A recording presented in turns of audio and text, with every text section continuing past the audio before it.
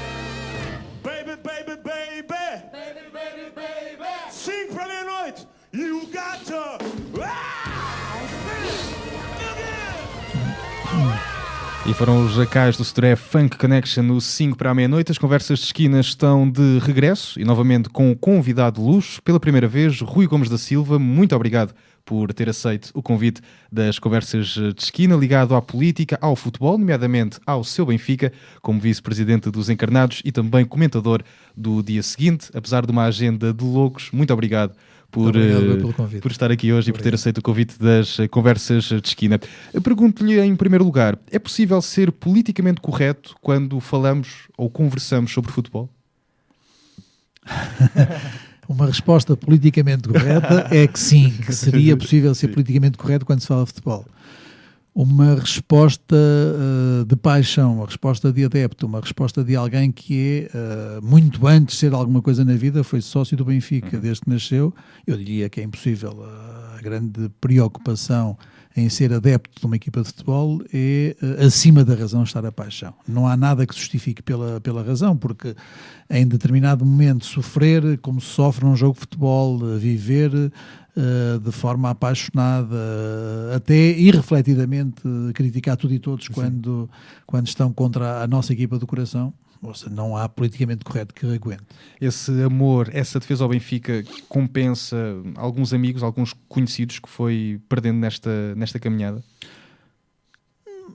Quero que eu lhe confesse, eu acho que não tenho nenhum amigo, não tenho nenhuma pessoa conhecida que se tenha afastado, porque o facto de uma pessoa exteriorizar em termos públicos aquilo que é a sua paixão clubística, a única diferença que tem em relação às pessoas que me conheciam é de facto a possibilidade de não ser num grupo de amigos a 2, a 3, a 5 ou a 10, mas ser de facto num programa que em determinado momento, durante 2 horas, tem cerca de 1 milhão de pessoas que passam por ali a ver, que tem cerca de 135, 150, 160 mil pessoas permanentemente a ver o programa. 200 mil, depois incluindo todas aquelas que é a dimensão lusófona da capacidade de extensão da própria canal televisivo daquele programa da SIC Notícias. Eu diria que são 3 milhões e meio, 4 milhões de pessoas que por dia, por cada segunda-feira, nos veem naquele programa. Mas eu diria que essa é a única diferença, porque aquilo que nós dizemos num grupo de amigos, e este nós é um nós muito plural, é um nós de facto que abrange todas as pessoas que gostam de futebol, porque o futebol tem a ver com isso, o futebol tem a ver com paixão. Não é possível ver o futebol, sentar-se numa cadeira e ver um jogo de futebol numa televisão sem tomar partido por um clube ou por outro. Mesmo que estejam a jogar 2 clubes, sei lá, da Arménia, do Azerbaijão, do Irão, da Costa Rica, da Bolívia, do Paraguai, qualquer clube do mundo, qualquer campeonato do mundo, eu acho que a primeira coisa que tem que fazer, e isso aí lembro-me, era uma frase de Artur Jorge, que dizia que a primeira coisa que uma pessoa tem, então a jogar os vermelhos contra os azuis, uma pessoa tem que optar. Você não sabe onde é que é, são da Coreia do Sul, da Malásia, do Vietnã, mas uma pessoa tem que optar. E a partir daí passa a estar envolvido no jogo e passa a querer que alguém ganhe. E essa essencialmente talvez a principal distinção do futebol. Eu quero que alguém ganhe, eu não sou indiferente, nada me é indiferente. E porque quando passo a ter indiferença perante o futebol, então eu não vivo o futebol apaixonado, então eu não gosto de futebol. Eu acho que o desporto é isso mesmo, é paixão. Arrepende-se de alguma coisa que tenha dito nesta exposição mediática? Não me arrependo. Voltaria atrás e tomaria partido numa outra direção? Nunca me arrependi de nada daquilo que disse, quer na política, quer no desporto. Sempre tive consciência daquilo que disse. Há maneiras de dizer, cada uma das pessoas tem a sua maneira de dizer, mas eu nunca me arrependi de nada daquilo que faço. Visto à partida, poderia ter sido mais contido, menos contido, mas de facto era aquilo que me apetecia dizer na altura, era aquilo que eu disse e, portanto, disse-o com perfeita consciência do que disse. Mas tenho um problema, é que quando chego a casa geralmente tenho...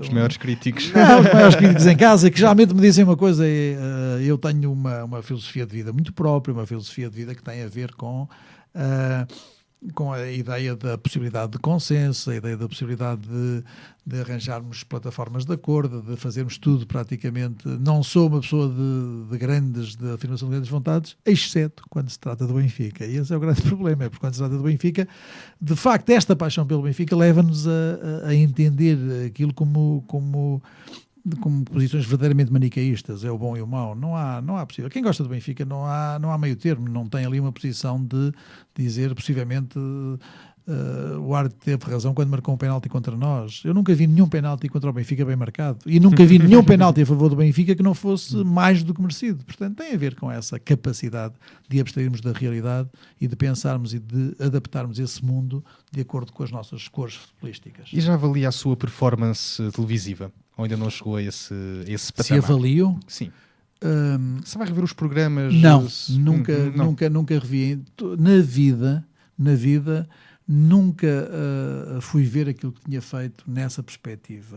Ouço com atenção aquilo que as pessoas me dizem, que poderia ter corrigido num determinado momento. Claro que ouço, porque num determinado momento há pessoas, quer dizer, e mesmo aquilo que é muito bom para algumas pessoas é muito mau para outras, até no futebol por causa das razões clubísticas, na política por causa de um determinado tipo de abordagem, de um ponto de vista, de uma perspectiva.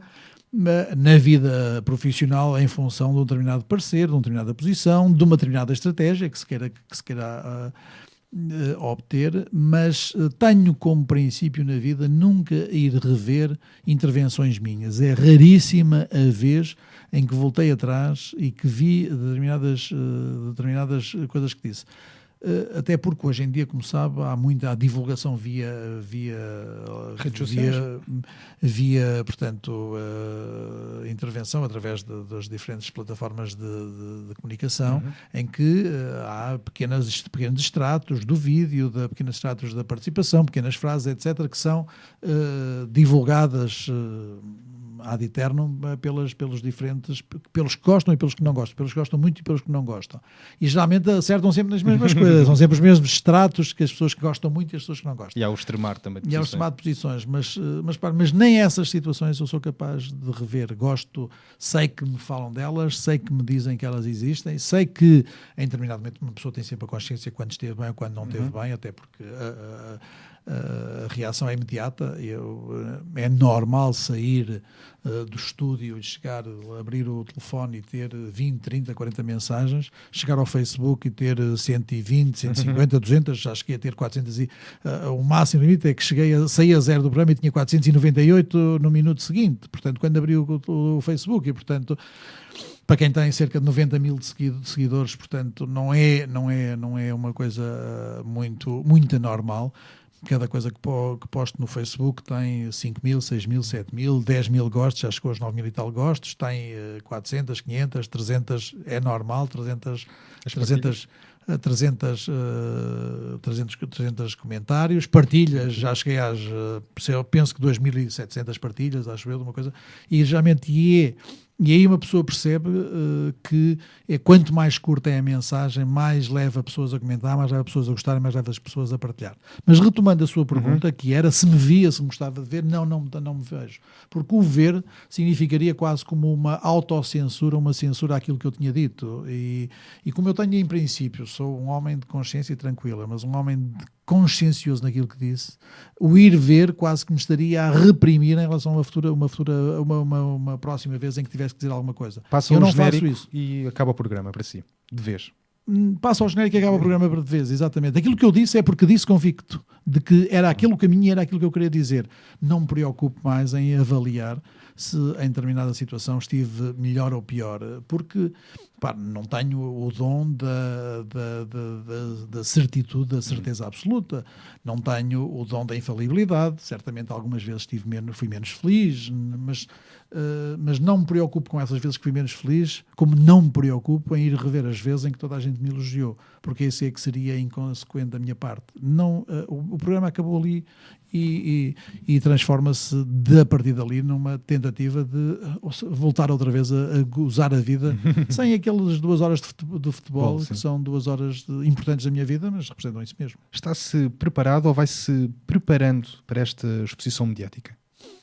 É preciso um grande arcabouço psicológico para lidar com tudo isto? É preciso com esta fama?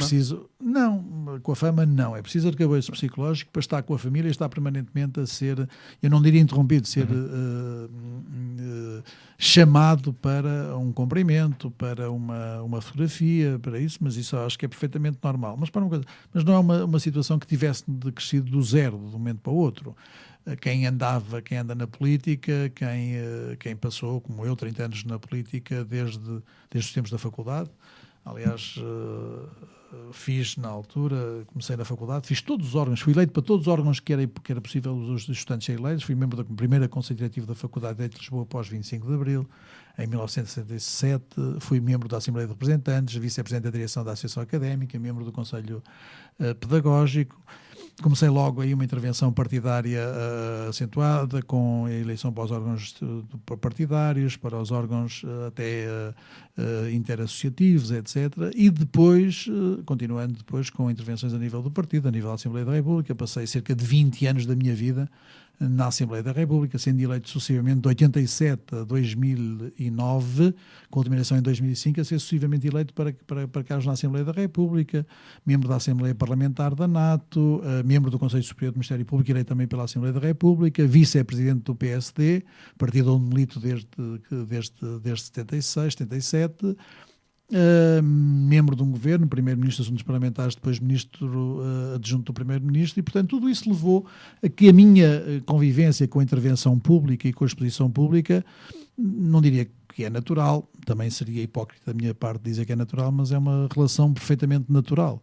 Não me preocupo demais com isso, como também seria também hipócrita dizer que não ligo nenhuma a isso. Mas sente-se magoado pelas pessoas terem fechado da sua parte o capítulo da política e se terem apenas centrado naquilo que é hoje o dia seguinte? Gostava de ter um reconhecimento maior em todas as outras áreas. Não, acho que é perfeitamente natural, ou seja, esta minha experiência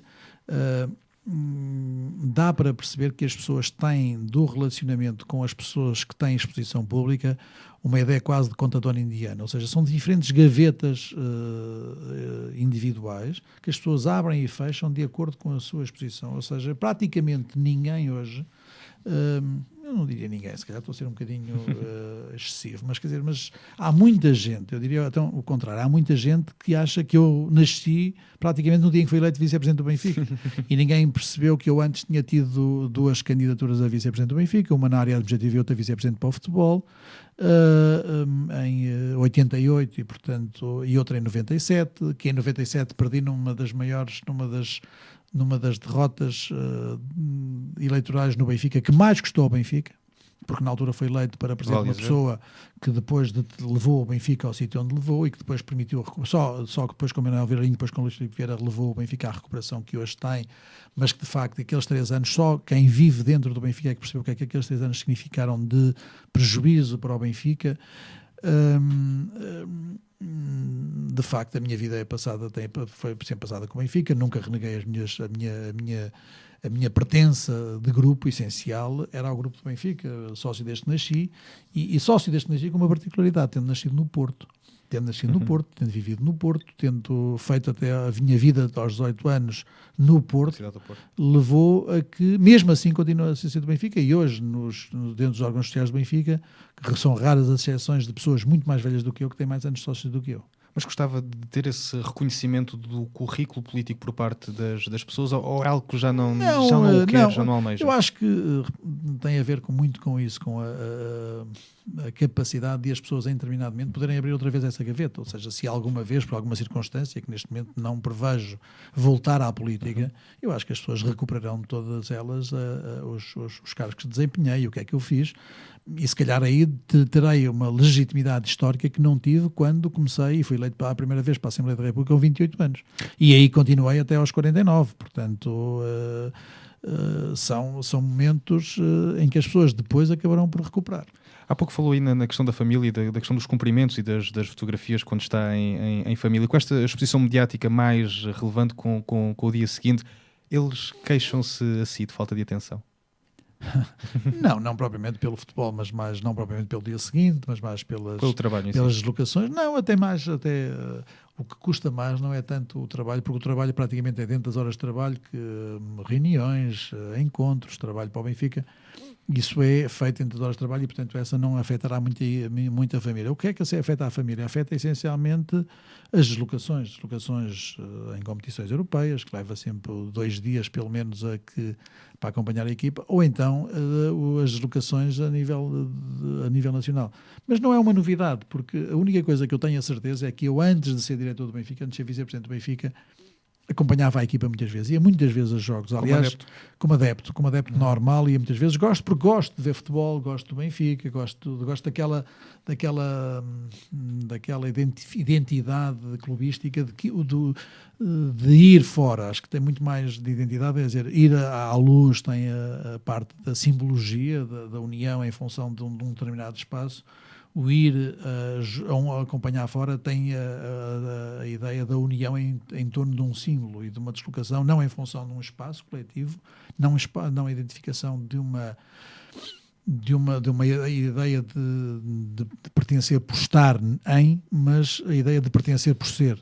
Não de estar, mas ser. E, portanto, enquanto que no estado da luz se é por estar, quando se vai fora é, essencialmente, por ser, porque se é do Benfica e, portanto, porque está ali. E eu sempre acompanhei o Benfica. E a única certeza que eu tenho é que Acompanhei sempre o Benfica muito em jogos fora, como acompanhei sempre, desde que me lembro, sempre que pude, fui a ver os jogos todos. Eu tenho histórias inacreditáveis de abandonar coisas em que o Benfica já nem sequer era campeão, nem sequer tinha possibilidade de ser campeão, daqueles jogos da época em que eu abandonava reuniões de amigos e encontros de amigos e para vir, fazia 50 km para vir ver um jogo e ir e voltar outra vez a esse mesmo grupo de amigos, mas não perdia esses mesmos jogos, como nunca perdi nenhum jogo que pudesse.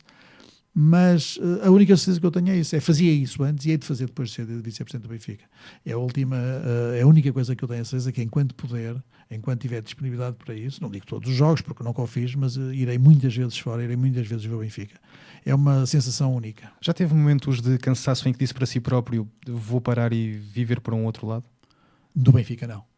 Do Benfica não, porque esta exposição mediática tem essa parte de exposição mediática, mas a minha vivência com o Benfica passa a continuar a ser a mesma. Eu costumo dizer que o Benfica é a coisa que sempre teve presente na minha vida. Porque... Esta exposição mediática já o fez autocensurá-lo na sua vida? Não. Com comportamentos? Não. Ouça, quem tem exposição mediática, quem tem vida pública, em determinado momento... leva sempre alguma contenção. Eu vejo da parte dos meus amigos, por exemplo, uma das coisas que normalmente nunca faço é sair de casa sem fazer a barba, por exemplo, aqueles, sei lá, uma coisa muito comezinha, está a ver, que tem a ver com essa capacidade de exposição pública, que é normalmente há aqueles dias em que não se faz a barba, ou ao sábado, ou ao domingo, não sei, mas é raríssimo o dia em que eu faço isso, porque de facto eu acho que uma pessoa que tem esta componente pública não tem direito, se quer que lhe diga, de não ter pelo menos, não digo, não há boas nem más imagens, cada uma tem a imagem que quer, mas não tem direito de não se apresentar indevidamente. Mas isso tem a ver com essa, sei lá, será a outra face da moeda, não é? Digamos, é só vantagens? Não, uma pessoa tento sempre excluir a família disso, embora de vez em quando seja inevitável, mas os meus filhos são todos do Benfica, vão todos aos jogos, como é evidente. Aliás, digo uma coisa, seria... Não, mas não me perdoaria a mim mesmo se os meus filhos em si não fossem do Benfica. Seria uma falha grave na educação, para além de outras. Mas há um bocado estava-lhe a dizer uma coisa, já agora deixe-me dizer isto, é que eu costumo dizer, o Benfica certamente, em cada momento eu tive coisas mais importantes na vida. Eu era do Benfica, mas na altura em miúdo, se calhar tive os meus pais, eram as coisas mais importantes da minha vida. Depois uma pessoa vai andando por ali, depois continua a ter os pais, depois tem os amigos, aqueles da adolescência, depois tem as primeiras namoradas, as segundas namoradas, as mulheres, os filhos, não é? O mais importante ainda de tudo. Mas a única coisa que se mantém constante em relação a esta evolução social e esta evolução de vida é o Benfica. E aquilo em que em cada momento eu me lembro é que, independentemente do momento da minha vida, havia uma coisa que estava sempre presente, era o Benfica. E portanto, repara, mas mesmo aqui, quando nós estamos a falar, e por muito que puxe para a política, acabamos sempre a falar do Benfica. O Benfica de facto é omnipresente, não digo que é omnisciente, porque de vez em quando falha, claramente, mas é omnipresente. Só os seus amigos e a sua família o conhecem assim verdadeiramente? O verdadeiro Rui Gomes da Silva só se mostra a essas pessoas mais próximas? Acho que sim, em casa. Mesmo assim, sou muito acusado de vez em quando de estar a pensar noutras coisas e nunca confessar. E de estar sempre a pensar. Eu tenho... Há uma personagem que leva para a exposição pública? Não, antes pelo contrário. O que eu gosto acima de tudo, gosto muito de ver futebol, reconheço. Gosto muito da informação em termos de convalidação dessa informação em pensamento político, em estratégia e até em ver o que é que se passa. Estive muito ligado aos negócios estrangeiros, à parte das relações internacionais, à parte da defesa, enquanto fui membro da Assembleia da República, que participei 14 anos na Assembleia Parlamentar da NATO. Mas eu diria que aquilo que mais gosto, hoje em dia é muito limitado por estas ideias dos tablets e dos iPhones, dos smartphones, etc., passa a publicidade, iPhones e iPads, mas aquilo que eu gosto mesmo de facto é de ler um bom livro. Eu acho que não há nada que pague uma grande leitura. Leituras de biografias, leituras de livros de história, leituras de futebol também. Eu hoje em dia tenho essa. E leituras acima de tudo de filosofia. Acho que é fascinante uma pessoa deter-se um bocadinho sobre a filosofia dos autores muito conhecidos e sobre a filosofia que vai aparecendo em cada um desses momentos. Sei lá, mas é uma coisa que não tem muito a ver, nem dá muito para falar, para falar no futebol, não é? Sendo um homem ligado à filosofia, o que é que o inquieta?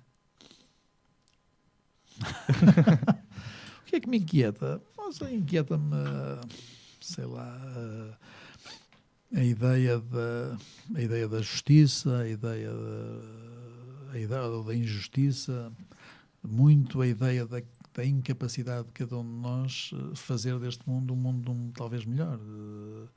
Não é?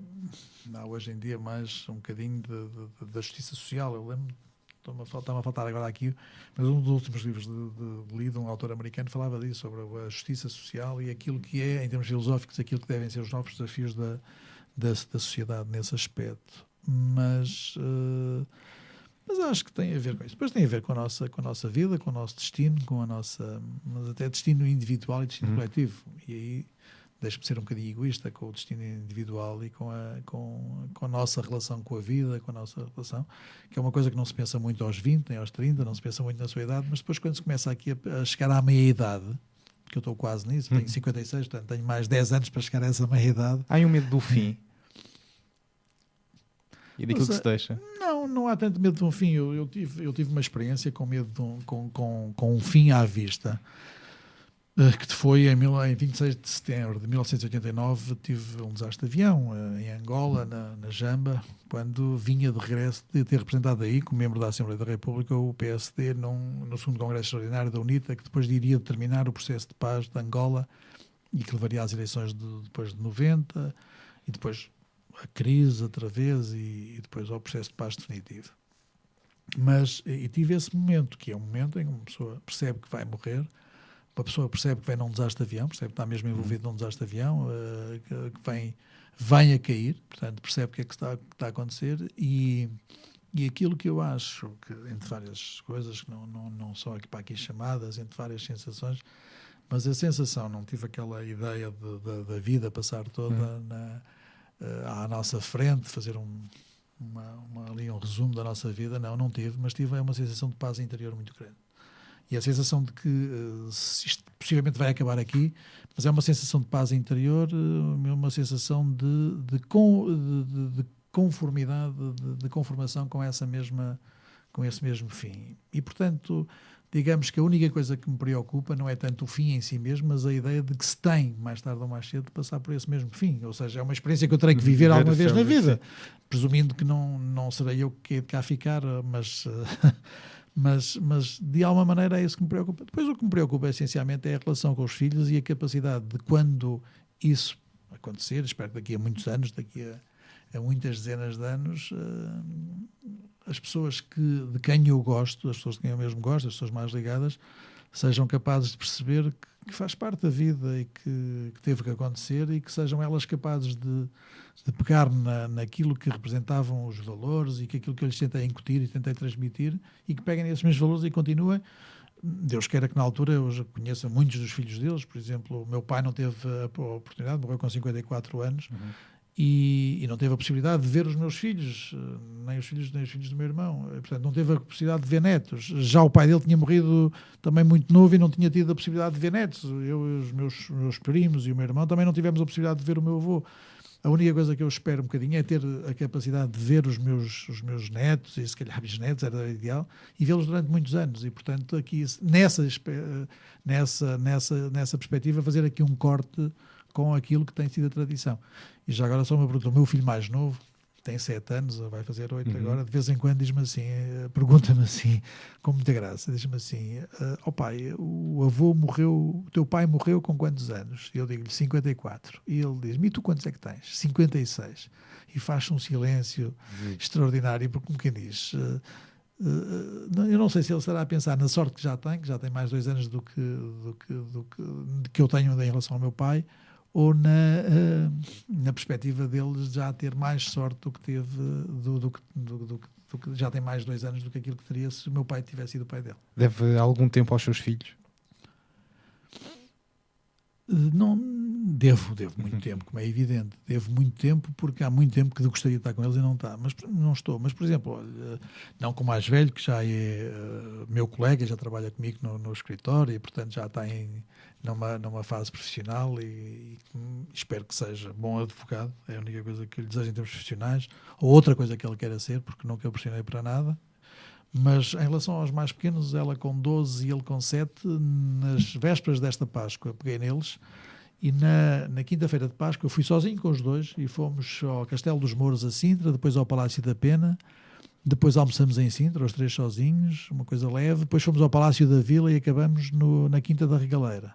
E no dia seguinte, no dia seguinte, sexta-feira de Páscoa passada, acabei a ir com eles ao Palácio da Ajuda. Curiosamente, onde praticamente as últimas 2 vezes tinha entrado, tinha sido na tomada de posse, quando tomei posse como ministro dos parlamentares primeiro e depois na outra tomada de posse do governo, quando tomou posse o governo que nos sucedeu. Mas de facto, e estive lá nos mesmos sítios, nos mesmos locais, numa tentativa de reminiscência, e isso que é que lhe diga, não me deu nenhuma impressão, antes pelo contrário. Se algum deles um dia se encontrar nessa situação, nem lhes falei de nada, nem lhes disse nada. Se algum deles algum dia se encontrar nessa mesma situação, tomar posse naquele lugar e que eu possa ir ver, ficarei contente. Mas também não tenho nem esse desejo absoluto que eles sigam a política, nem essa aversão total, essa tentativa, olha, outra vez hipócrita, muitas vezes dizem que as pessoas não devem servir na política. Na política está muita gente com muita qualidade. Eu não diria que estão os melhores do país, mas estão, de certeza, dentro das pessoas que estão na política, estão alguns dos melhores do país, como estarão nas empresas, como estarão na rádio, como estarão não em tanto outro tipo de atividade. Esta ideia de diabolizarmos uma atividade em termos globais, sem excepcionarmos, sem entendermos generalização, sem criarmos nem são exceções, sem criarmos as pessoas boas que existem em cada matéria, em cada área, acho que é uma das características piores que temos enquanto povo. E visto tudo fora, ainda podemos acreditar em Portugal? Acho que sim. Repara, eu acho que o problema... Com 56 anos, ainda acredita? Acredito. O problema de Portugal é o problema de falta de ambição, e é um problema de falta eu acho que determinadamente de projeto, porque as pessoas que têm normalmente projeto não têm capacidade, não têm possibilidade de executar esse mesmo projeto, e as pessoas que não têm projeto são as pessoas que normalmente são mais fáceis de eleger. Eu acho que, vamos lá ver, eu acho que quem teve um projeto de consciência nacional, primeiro assumido na independência, mas depois verdadeiramente a essência e projeto com consciência nacional a partir da segunda dinastia, verdadeiramente com a chegada ao poder da segunda dinastia, e depois com a Casa de Aviso, e depois com Dom João II, de facto, que é o grande rei, o grande projeto, e depois concretizado por Dom Manuel, que aliás é um rei que eu não simpatizava muito, até comecei a ler uma biografia dele aqui há uns anos, e percebi que de facto, quer dizer, alguém que está muito abaixo da linha de sucessão e que faz tudo, ele tem um conjunto de circunstâncias que o levam a ocupar o trono, umas porque ele fez tudo para que isso acontecesse, e outras porque teve a irmã que fez, e outras porque, entretanto, o destino assim o quis, levou-me também a considerá-lo como um dos grandes monarcas portugueses. Mas ainda assim, esta dimensão, esta capacidade de lutar depois a favor da independência, diria, não seria tão radical como Oliveira Martins dizendo que a Casa de Bragança deu cabo de Portugal e que, portanto, Portugal só existiu até aos Filipes. Os portugueses perderam a chama? Não, eu acho que os portugueses é assim, eu acho que há aqui uma desintonia entre como nos vemos, como grande povo, continuando a achar que somos o povo como superpotência, que dominamos o mundo entre nós e a Espanha, como foi até um determinado momento, e a capacidade de assumirmos esta nossa dimensão geográfica, dimensão populacional e dimensão de importância em termos mundiais. Mas eu acho que também, de um lado, há essa pressão universal ou mundial para que nos reduzamos à nossa insignificância, e depois há outra que é a capacidade de não nos vermos grandes. Eu acho que muitas vezes a capacidade de não intervirmos no plano internacional tem a ver com essa incapacidade de as pessoas que estão à frente se verem a si próprios com grande dignidade e com a capacidade de terem as mesmas ideias do que tem um grande país. As ideias não se medem em função das populações que temos atrás. Uma pequena provocação. Somos pequeninos porque queremos? Não, eu acho que somos pequeninos porque eu acho que eu li algures, agora não me estou a reputuar, somos pequeninos porque de vez em quando nos vemos de joelhos. Eu acho que a única coisa que nós temos que fazer é olharmos para nós e não nos sentirmos de joelhos em relação a nada. Em termos económicos, em termos de dimensão política. Porque aquilo que acontece normalmente, eu geralmente ainda um dia deste estava num colóquio onde estavam várias pessoas, e até estava uma pessoa até hoje em dia, não interessa ou não, mas muito diabolizada em termos de comunicação social. Posso dizer, o governador do Banco de Portugal. Hoje em dia não é. Carlos Costa não é uma pessoa muito benquista, embora até a um determinado momento fosse a máxima expectativa em termos económicos e financeiros do país. Durante muitos anos, cada vez que falavam de uma remodelação, vinha aí Carlos Costa. Hoje não é, mas eu lembro-me de um colóquio onde estavam várias participações e estava a pedir à pessoa, estavam várias pessoas a falar em termos internacionais, vários convidados internacionais, e eu, antes mesmo de começar, disse à pessoa que estava ao meu lado, disse, vais ver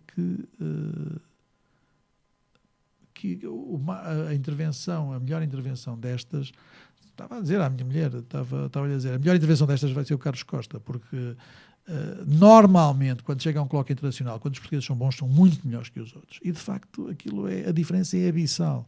Entre alguém que... Entre um português e quando tem a mesma dimensão, quando são excepcionais, o português é muito, muito, muito melhor. Há pessoas fantásticas noutros países. A ideia, por exemplo, de que os americanos são ingênuos, são inexperientes. Há americanos fantásticos, como há ingleses extraordinários, como há franceses extraordinários, italianos, espanhóis. Agora, os portugueses são, de facto, muito bons, são pelo menos tão bons como os outros. E esta maneira de nos vermos pequenos tem a ver com a maneira de nos encararmos sempre de joelhos. Portugal tem que ir ao psicólogo para melhorar a sua autoestima. Se calhar temos que entrar naquelas ideias de irmos para o sofá e voltarmos outra vez a pensarmos que podemos retomar. Não vamos descobrir novos mundos, mas haverá certamente áreas de desenvolvimento e áreas em que poderemos apostar de maneira a que continuemos a ser grandes. Se calhar é um sonho, não passa de um sonho. Ou seja, diria o Kennedy... Sonho que manda a vida. Sonho que manda a vida, mas como diria o Kennedy, eu sei que não vou fazer isto em 4 anos, mas pelo menos deixem-me começar. E a verdade é que estas... como ele diria no discurso da sua tomada de posse, estas ideias que todos temos, mas não nos vamos maçar porque elas se calhar não vão chegar a ser concretizadas, não nos vão deixar, mas deixem-nos começar. Eu acho que essa capacidade de pensar, de sonhar, de viver, é aquilo que faz a diferença entre as pessoas que têm sonhos e que são bem-sucedidas e as pessoas que não têm. Este ainda é o PSD pelo qual se tornou militante? Do PSD pelo qual tornei militante era um PSD cheio de figuras de referência, quer de pessoas que estavam antes do 25 de Abril, quer pessoas depois que ocuparam... eu entrei em 77, que era Francisco Sá Carneiro, a grande referência do PSD. Sim. A minha primeira guerra interna tem a ver dos sacarneiristas contra os não sacarneiristas, da chamada ala urbana com a ala rural, e, portanto, a favor de Francisco Sá Carneiro, como estive ao lado depois de Aníbal Cavaco Silva, como estive ao lado de Pedro Santana Lopes, como, neste caso, apoiei, aliás, a primeiro cargo, ele tem essa simpatia para comigo, no seu livro, na sua biografia, Pedro Passos Coelho diz que o primeiro cargo para que foi convidado dentro do partido, numa eleição para o Conselho Nacional, fui eu que o convidei. É ele que o diz, e, portanto, só o digo porque ele, na altura, o refere. Mas, para... Eu acho que essa mania de quem é mais velho dizer mal das coisas que aí vêm, sim, aquela ideia de que os velhos dizem isto já não é como no nosso tempo, eu acho que se isso fosse assim, isso era sempre... Então o mundo era pior agora do que tinha sido desde o seu princípio, porque as pessoas de idade têm sempre essa tentação de dizer isto já não é como nos nossos tempos. Ou seja, é diferente. O mundo é diferente, haverá pessoas com menos qualidade a exercer cargos políticos, como haverá pessoas com muita qualidade e que seriam os melhores e que teriam sempre essa mesma qualidade, qualquer que fosse o tempo e e a forma de desempenho dessas funções. Eu acho que caracterizarmos as ideias em função dos tempos, acho que é a mesma coisa que, olha, voltando ao futebol, dizer que o Eusébio foi melhor que o Cristiano Ronaldo, ou o Cristiano Ronaldo, são mundos diferentes. O Ronaldo seria tão bom hoje como era naquela altura. O Eusébio seria tão bom hoje como foi nos anos 60. E, portanto, as pessoas que têm qualidade serão sempre relevantes. Agora, é evidente que antigamente a diminuição de informação levava a que houvesse mais tempo. Havia mais tempo de preparação e havia mais carisma. Eu acho que a diferença, o carisma e a ideia de poder tem a ver essencialmente com a detenção e o monopólio da informação. Hoje em dia a informação é muito mais difusa, é muito mais global, ou seja, é muito mais partilhada. Antigamente, o Presidente dos Estados Unidos, quando ia tomar uma decisão e quando ia falar na rádio, ainda não havia televisão, era o único praticamente que tinha essa mesma informação e, portanto, surpreendia os cidadãos e o mundo. Hoje em dia, o Presidente dos Estados Unidos, quando vai dizer alguma coisa, já teve a CNN a dizer as possibilidades que ele tinha de dizer coisas e a analisar por todas as perspectivas. E diga-se, leia-se o Presidente dos Estados Unidos, leia-se aqui o Presidente português ou o Primeiro-Ministro, porque quando chega a um ponto será muito difícil surpreender. Já toda a gente analisou, viu, admitiu essas possibilidades e, portanto, essa globalização da informação determina o menor carisma, determina a menor capacidade de imposição, determina a vulgarização das lideranças e, portanto, a liderança, acima de tudo, era a retenção de informação, era a exclusividade de informação. Quando há informação em excesso, as pessoas são mais humanas, ou seja, pensam como eu, têm a mesma informação que eu, e é por isso que antigamente se haveria um respeito, um temor reverencial em relação ao exercício de poder, qualquer que ele fosse, e hoje em dia há uma vulgarização e uma banalização, e não há ninguém na vida que não pense que eu era capaz de fazer aquilo. E eu acho que, não sei se é Sarkozy ou Daniel Inariti, estou a falar de um político e de um politólogo, de um filósofo espanhol ou de um político francês, mas um deles diz, eu agora não tinha aqui presente, em que diz que os políticos tomam decisões em muito curto espaço de tempo e, portanto, fazem aquilo que as outras pessoas não hipótese errar é grande. A hipótese errar é grande, e muito mais do que uma coisa. E depois tem esta perspectiva que é a possibilidade de ver, de toda a gente estar a escalpelizar a própria dimensão da decisão, e aí é parecido muito com o futebol, porque da política hoje em dia quase toda a gente percebe, e do futebol toda a gente percebe. Sim. A diferença é que da política quase toda a gente os percebe. Os deputados de bancada. E de futebol toda a gente percebe. E, portanto, quando eu tomo uma decisão como treinador, este um singular muito plural, todos nós, somos todos criticados, que há cerca de 10 milhões ou de 6 milhões de benfiquistas que acham que fariam ou não fariam aquilo, mas dizem porque é que faziam. E a política é quase a mesma coisa. E, portanto, há muita dificuldade em assumir essa mesma liderança política. Portanto, nessa perspectiva é mais difícil a política hoje do que era quando eu cheguei à política. Mas ninguém é obrigado a lá estar. Só corre... como é que se diz? Quem corre por gosto não cansa. E, portanto, eu acho que agora... O que é que fascina? Eu acho que fascina a capacidade de fazer coisas e a capacidade de poder mudar e a capacidade de pôr em prática ideias. E fazer parte de um é bonito, mais bonito do que ganhar umas eleições, quando se pensa em democracia, é ganhar um campeonato. O que é que deixou de o seduzir na política? Mas eu acho que, repare, eu nunca tive simultaneamente nos dois lados. Quando estava na política, em 97, quando fui candidato a vice-presidente para o futebol, não estava na política. Estava afastado da Assembleia da República durante uns meses. E, portanto, achei... E quando aqui o Luís Vieira me convidou para vice-presidente, em maio, e eu fui eleito depois em julho de 2009, e eu decidi aí que não seria mais candidato a deputado. Qualquer cargo... Houve eleições de 2009 e não fui candidato a deputado. Perdemos na altura, o PSD perdeu, mas eu não quis ser candidato a deputado. E depois eu acho que não cometerei nenhuma inconfidência de pessoas ligadas a Pedro Passos Coelho, que na altura eram vice-presidentes do partido, me vieram agora convidar nas últimas eleições, portanto em 2011, me vieram convidar para integrar as listas de deputados. E E aquilo que eu disse foi que, enquanto estivesse no Benfica, entendia que não deveria voltar à política. E esse é um compromisso que eu tenho. Enquanto estiver no Benfica, não voltarei à política. No dia em que voltar à política, deixarei os cargos que tenho do Benfica. Há um se. Qual? De voltar ao mundo da política. Qual? O se?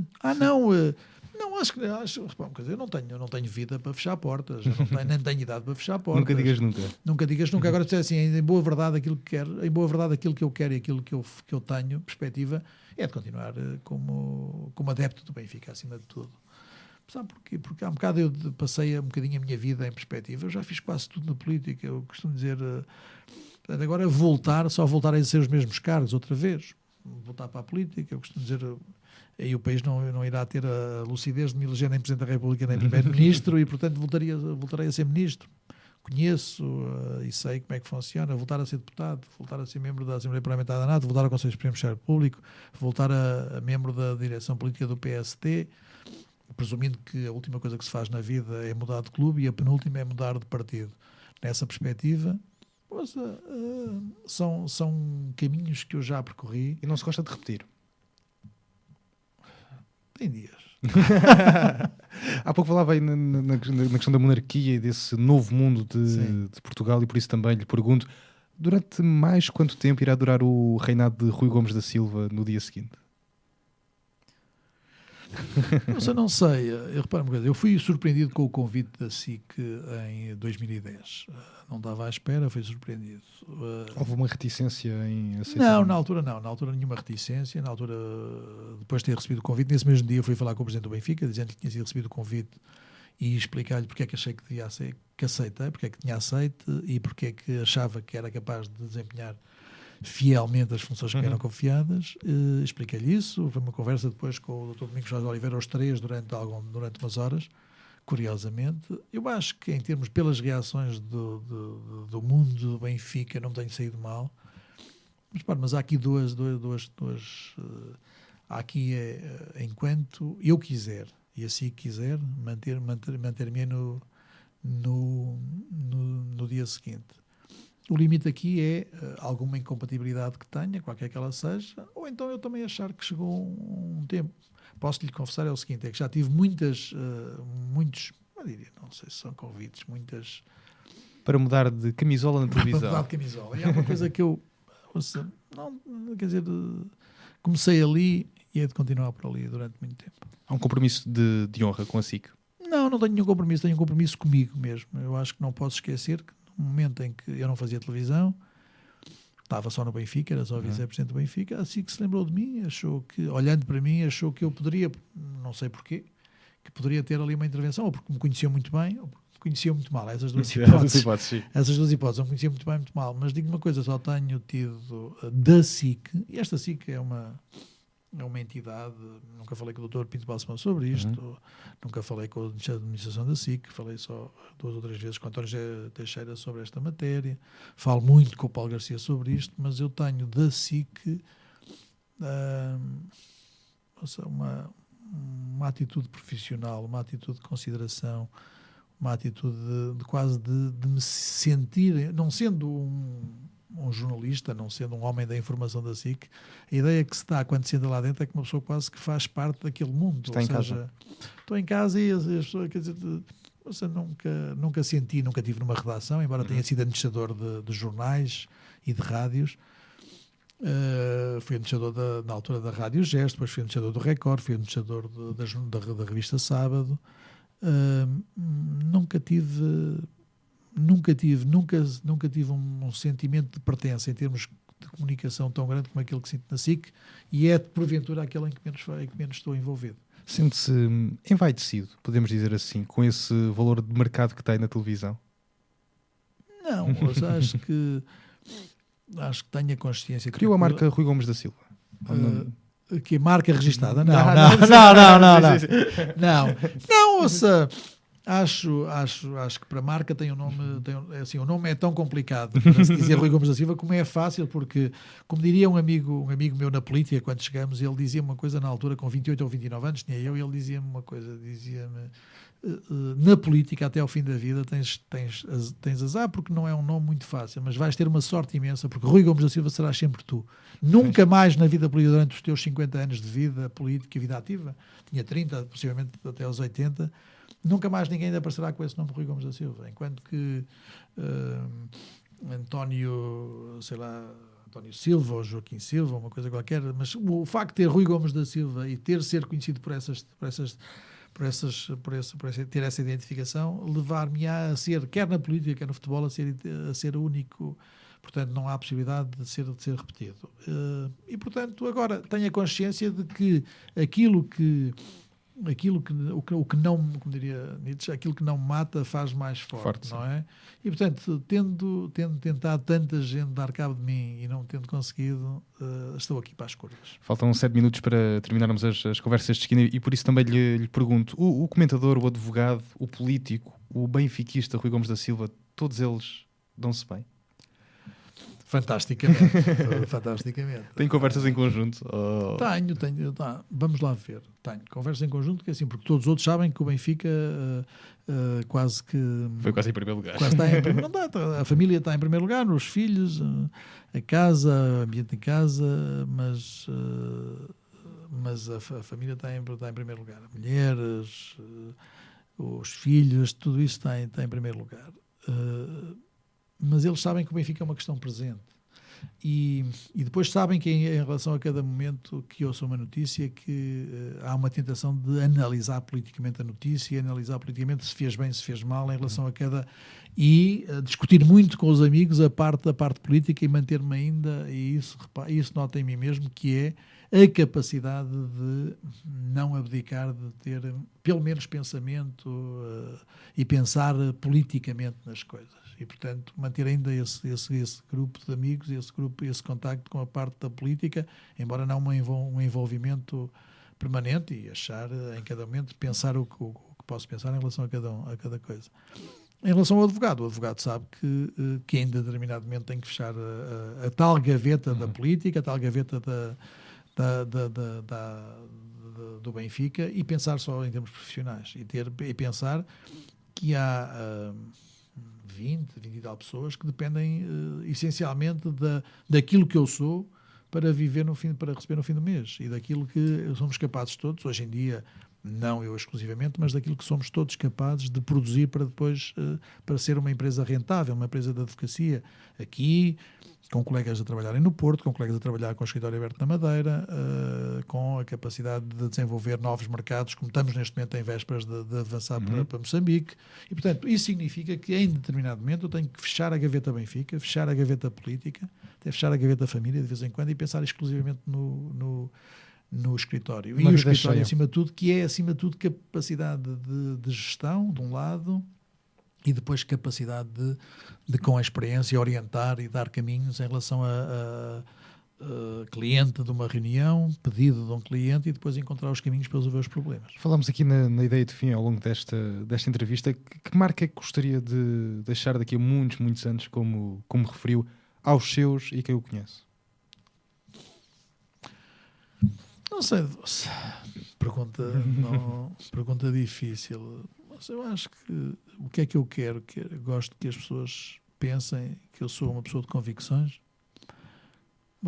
Que não há nem muito nem pouco, sou séria, porque a seriedade, como diria um grande amigo meu, é como a gravidez, não há mulheres muito grávidas ou pouco grávidas, ou há mulheres grávidas ou não há. Isto da seriedade, uma pessoa é séria ou não é, portanto, não é muito séria ou pouco séria, que seja sério. Claro. E acima de tudo em que as pessoas se lembrassem de mim como uma pessoa dessas tais convicções séria e uma pessoa com alguma graça. Eu acho que, acima de tudo, quem me conhece sabe que muita daquela determinação tem a ver com a advocacia de causas, lutar por aquilo em que acredito, mas, acima de tudo, com uma grande bonomia, e acima de tudo, perceber que a boa disposição faz parte da vida. Os portugueses têm uma imagem errada do Rui Gomes da Silva? Não, acho que não. Acho que têm a imagem daquilo que eu sou capaz de exteriorizar em cada momento, porque há momentos para... Dom João II, voltando a Dom João II, ele dizia que há momentos de Pousado de Coruja e outros de Falcão. Eu acho que há momentos em que uma pessoa tem que ser determinada, tem que ser incisiva, tem que combater pelas suas ideias. E há momentos em que uma pessoa, não sendo verdadeiramente corajosa, tem que fazer parte da boa disposição e tem que aceitar que possivelmente não tem a verdade absoluta em si e esperar por um melhor momento. Eu acho que uma pessoa, aquilo que tem que se fazer na vida é saber fazer coincidir os bons momentos da vida com os nossos bons momentos. Se soubermos apanhar e fazermos coincidir esses picos da vida com os picos da nossa própria vida, seremos pessoas sempre muito, muito, muito felizes. E foi um Conversas de Esquinas cheio de bons momentos. Muito obrigado por ter aceito o convite das Conversas de Esquinas. Espero sinceramente que tenha gostado. Foi mais um programa. Beijinhos e abraços. Voltamos então na próxima semana. Bom fim de semana a todos. Tchau, tchau.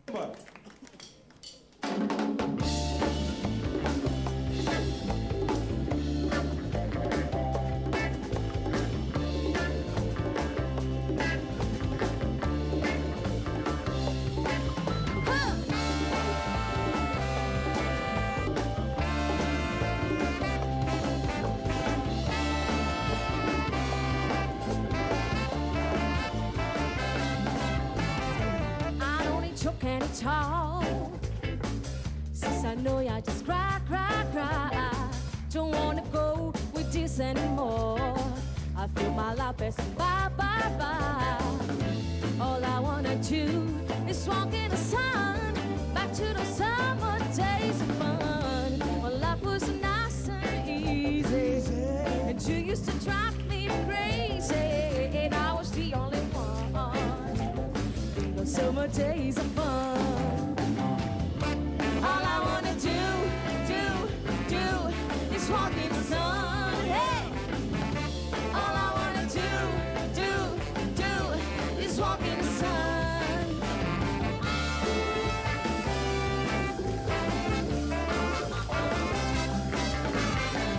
Now I've made up my mind, just like the bird I fly.